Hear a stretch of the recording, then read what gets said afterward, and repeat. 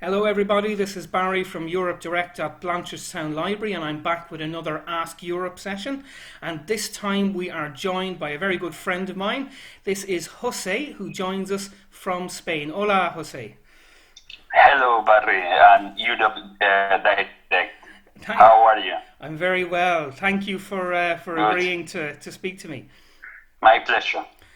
Just to give people a little bit of background, I've known José for about 18 or 19 years ago. Yeah. My wife and we shared an apartment with José and his wife. It was our first ever place, so and we've been lucky enough to visit them in Spain. So we'll get started, will we? Yeah, let's go for it. Okay, so the first question I have to ask you is, where exactly are you from in Spain, and can you tell us a little bit about it? Okay, it's quite easy because I'm from a well-known city in the south of Spain. It's called Malaga. So it's a tourist destination for Europe. So I suppose it's more or less well-known. So it's a nice, beautiful city by the sea in the south of Spain. I remember it well. We had a great time there back in 2005, I think it was. Yeah, what's that? Yeah, it was Good memory. fantastic. And what are some of the famous buildings, maybe, or locations in Malaga? Okay, the most famous building I would say is the cathedral, and then also a Muslim castle. Yes. It's a mix of culture here in Malaga, coming from Muslim,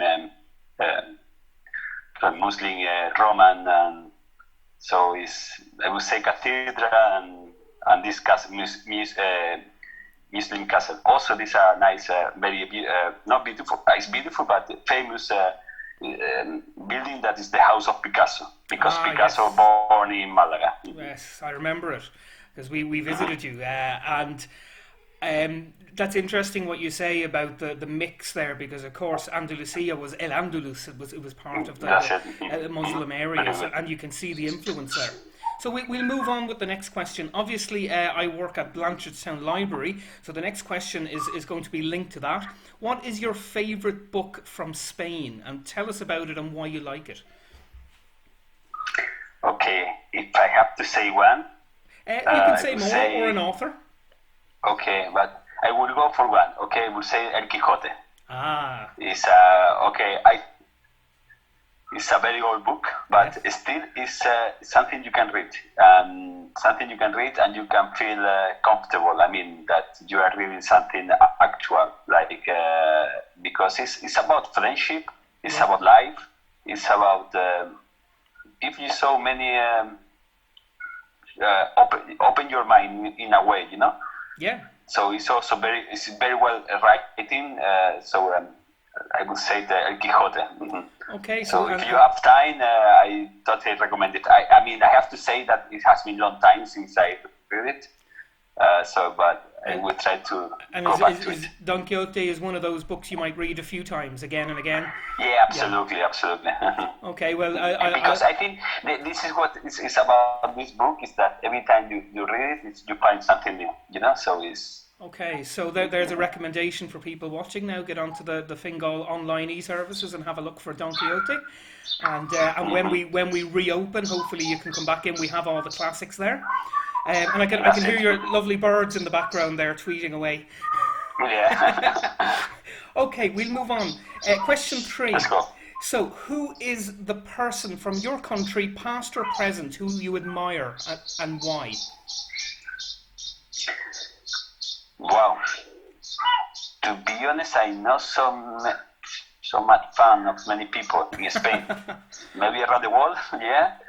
I have few of them from Ireland, but in Spain, I would say Picasso. Because also he's,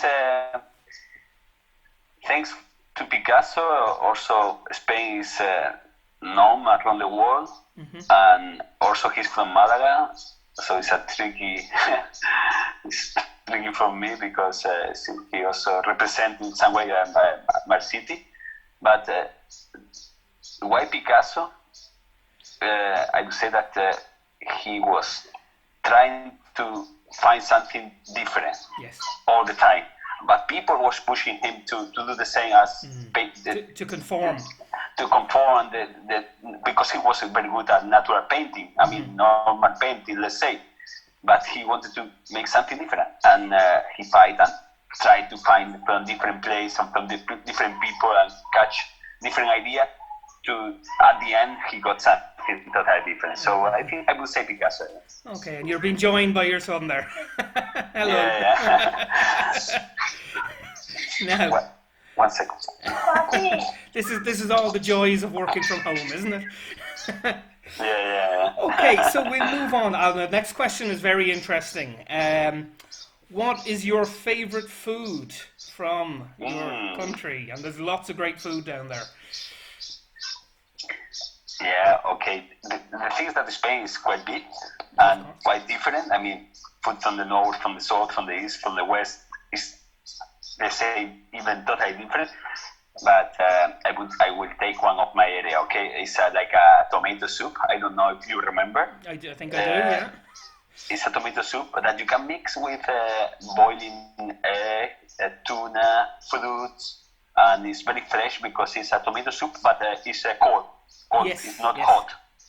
Okay, so it's very popular in summertime. Okay. So it's called porra.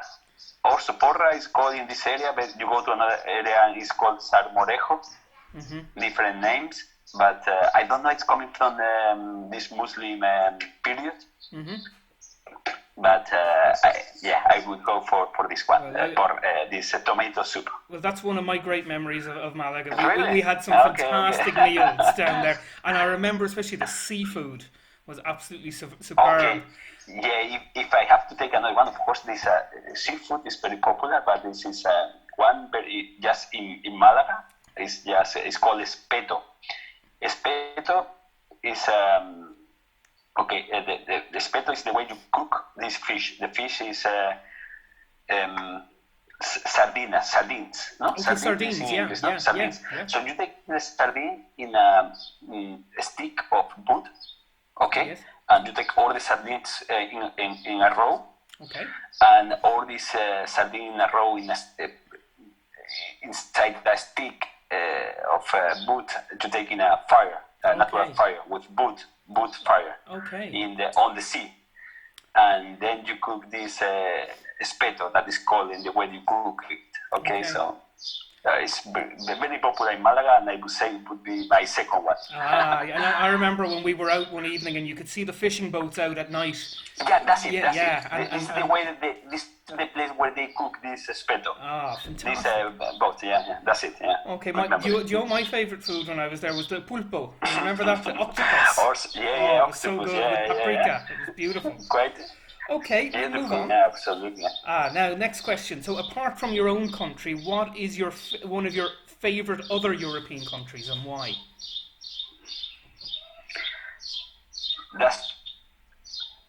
Honestly, I have to say that it's like Ireland. Okay, it's a tricky one because You're not just saying that.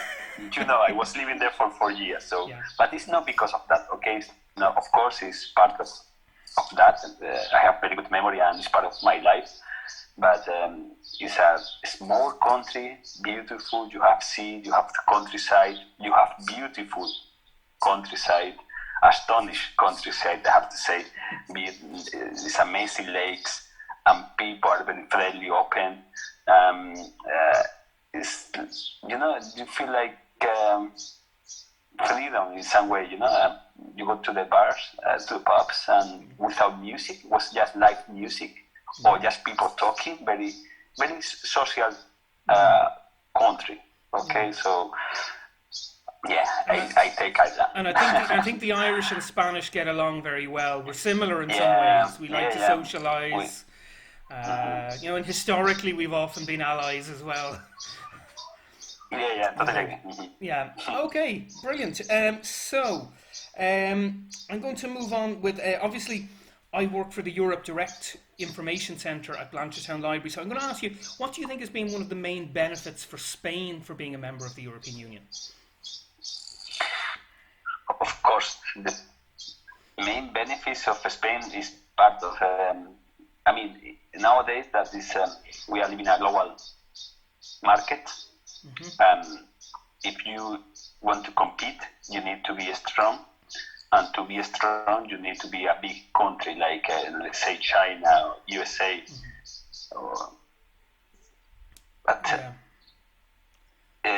Apart from China, in USA, if you want to compete with these two big one, you need to be. It's not enough like being just Germany or Spain or Ireland.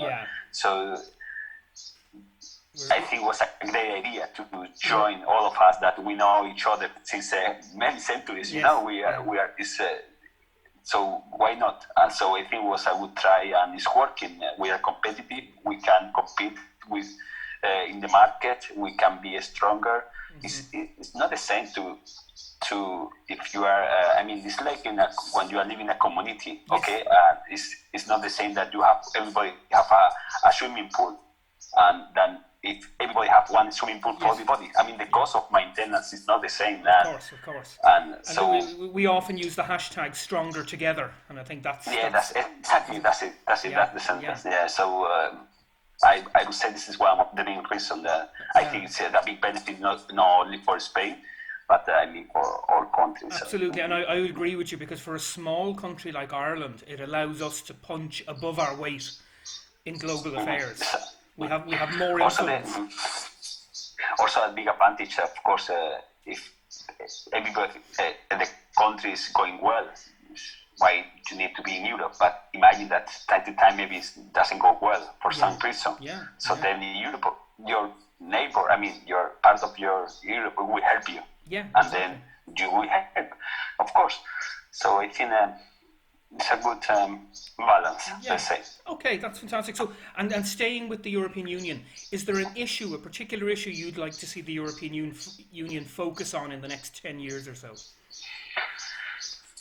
Okay, it was clear for me in the past, but now it's even more clear. We shouldn't allow that, depending on country like China, okay? I'm talking about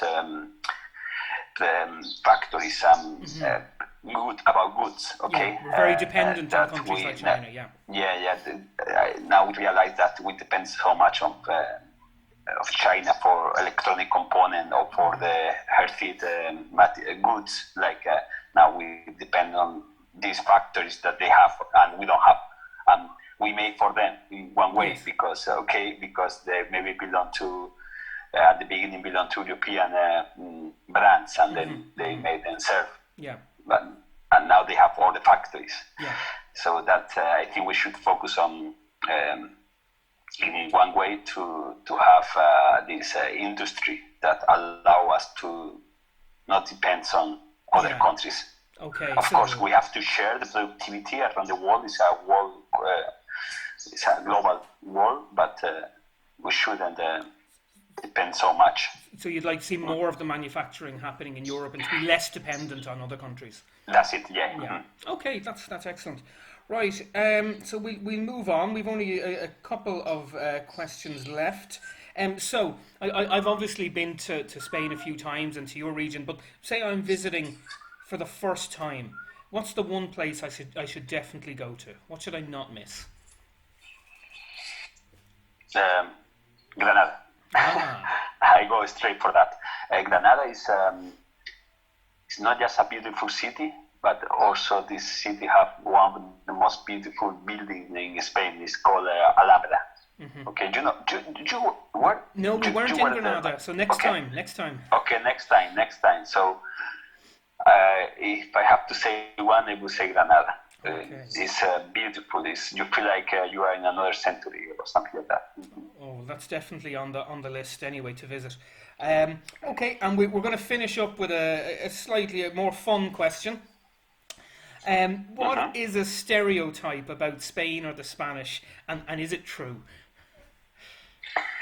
The thing that the stereotype in Spain, as I said before, there are different stereotypes, depends on the area, okay? But if I have to say one for all Spain, maybe it's that we are making party every day, something like that. Okay, fiesta. But is it true? I mean, it's true in a way. But of course, I think it's because Spain, like France, we are very, it's a tourist country, okay? So also they make up some parties for tourists in some, in a way. So so we are making party, of course, also for this business. That's the background. Of course, we like it, but everybody like it, you know. So and we had some great parties in Malaga. It's true in a way, but we are not every day. Yeah, it's nearly every day, but not. yeah, that's brilliant. Okay. Listen, thank you, gracias for that, Jose. That was absolutely fantastic. You are very welcome. And yes, and hopefully we'll see each other soon, either here in Ireland or in lovely Malaga. So we'll end it there, and I'll be back later in the day with another Ask Europe. Bye for now.